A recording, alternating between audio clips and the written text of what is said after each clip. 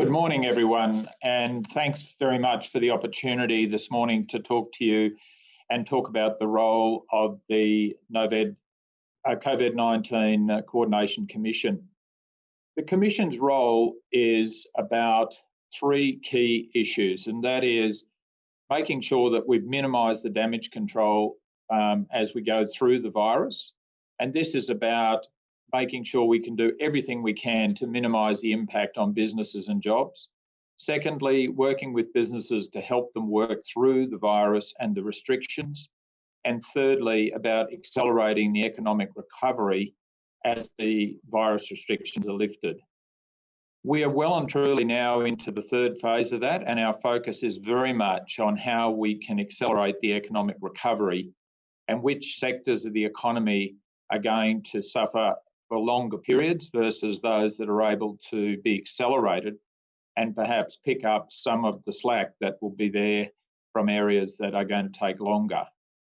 From a resources sector point of view, I think it's been very positive for the Australian economy that a lot of our major resource exports have been able to continue, and particularly iron ore, coal and LNG have been very solid performers and major earners for the Australian economy during this period.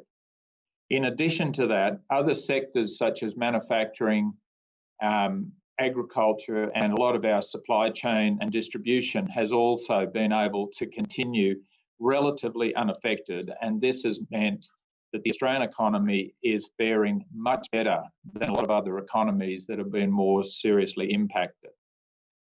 As we go now into this recovery phase, we need to be thinking much more about how do we help those sectors of the economy that are lagging behind, and particularly anything to do with international travel, international tourism, international services, and international students.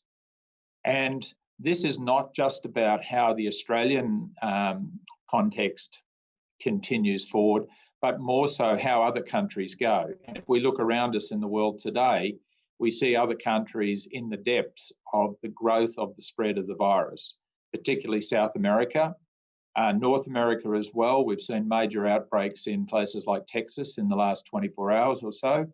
And of course, we're all waiting and bracing for the impact as it goes through Africa and other parts of Asia. So it could well be that Australia and New Zealand, perhaps, as well as a few other countries, are islands that have very low levels of coronavirus in a world that has very high levels, which will restrict travel and may impact, will likely impact demand for our raw materials and resources going forward. So while it won't be impacting us from a supply point of view, I think there is a real question mark about the global economy and the impacts on demand for us here. The areas that I think we can look for significant opportunities is that we have seriously disrupted supply chains as a result of the virus, and there are opportunities for us, particularly around manufacturing. And resources plays a major role in this because resources is a major consumer of imported manufactured goods, and there's an opportunity for us to develop greater scale and competence in our local manufacturing sector. This can be accelerated and helped significantly by things like defence procurement and government procurement. But as we know, our mineral processing sector, the met sector, and a lot of our mining equipment that is procured from overseas, if we're able to consolidate it here, then we could develop manufacturing here in Australia to supply a lot of those items because we do have the volumes here. So disrupted global supply chains, a relatively low Australian dollar, and low cost of capital are all factors that could help us do that. The other major area of opportunity is in mineral processing, particularly critical minerals and battery minerals and those elements. If we look at the supply chain and the value chain for a lot of those materials, it doesn't make sense for Australia to participate for the whole supply chain. However, it may well make sense for us to move downstream from where we are today.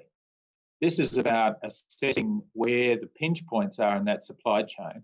And a lot of cases with critical minerals and battery minerals, much of the processing is done in one or two countries globally, which means that we've got a monopolistic or oligopoly formed in that mineral processing, and there's an opportunity for us to move downstream in that and leverage the fact that we have the raw materials here, that we have, at least in some parts of the country, relatively low energy costs, and we have the availability of skilled labour, and that will allow us to move down the supply chain and value add more. So probably lithium and nickel are two of the examples in this, but there are others in the rare earths and critical minerals area that we can also look at.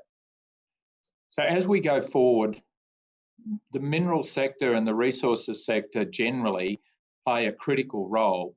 And one of those areas, as you would have read about a lot, is in energy. At the Commission, we looked at energy from the context of a feedstock to manufacturing for gas. And we've put out there some targets of around $6 in the short term and $4 in the long term as a direct comparison to the Henry Hub price in the US. Now, I'm the first to admit that there are a lot of differences between our gas supply here in Australia and the Henry Hub.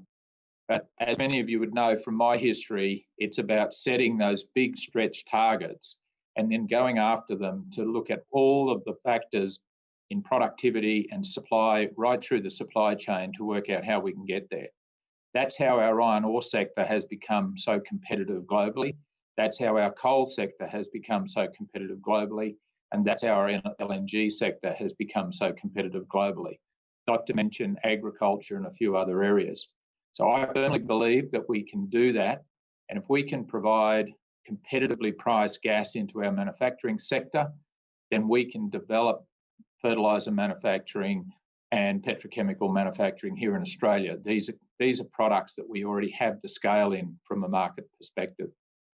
The other areas that we're looking at is to accelerate exploration so that we can try and develop more resource of the resource sector here, and to reduce the approvals timeframe, because I know firsthand how difficult it can be to get through the approval processes and the number of approvals required and the timeframe to do that.